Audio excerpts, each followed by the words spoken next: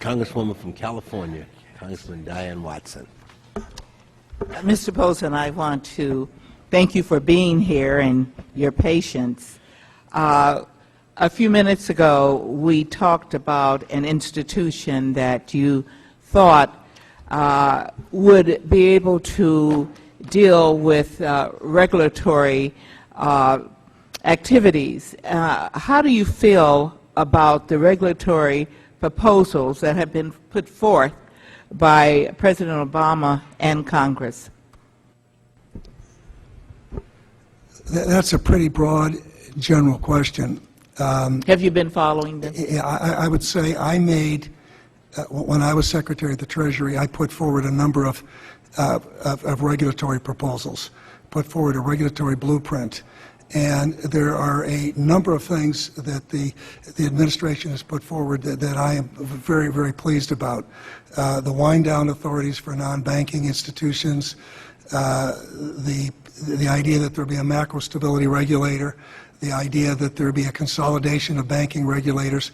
So I think there's some very positive ideas that have been put forward.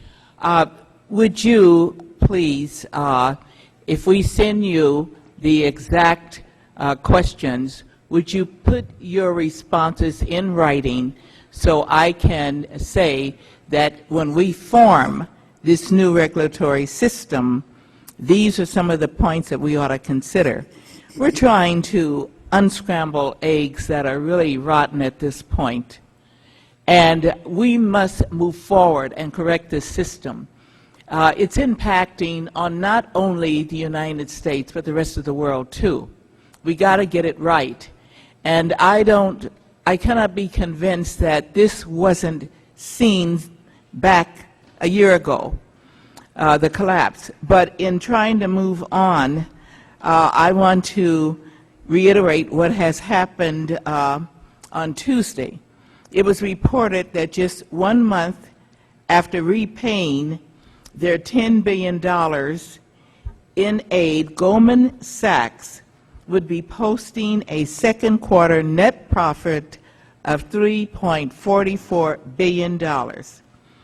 I'm curious to hear your perspective on their success despite the recession, given your 26 years of experience at Goldman Sachs and the unique role former Goldman employees have played in economic policy, considering that the last two chairmen of the Federal Reserve Bank of New York, the head of the World Bank, and the head of the New York Stock Exchange, and the former assistant secretary at Treasury responsible for TARP, Neil Kashkari, were all former Goldman Sachs employees.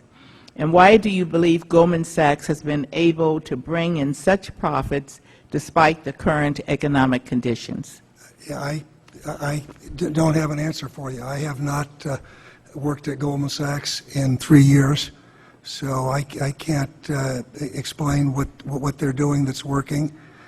But I can say I take some comfort, and I think all of you should, that there are a number of financial institutions that are more profitable today, and it looks increasingly like the government will be paid back with profits on a number of these plans. And in terms of your request to me to give you something in writing, I'll work with you on that. I don't have a staff like I used to, and I have a lot of requests. No, you can handwrite them. I do have a staff, and we'll send you in writing what we would like to ask and what you think should be proposed. You can write it in hand. You can do pencil to paper. We'll be. Well, I'll do my best to work with you on it. Thank you. All right, I appreciate that. And do you think that Goldman Sachs has benefited from the economic crisis and the dissolution of some of their strongest competitors, such as Lehman Brothers? I don't know what is the source of the profits, and I've got no basis to speculate on it.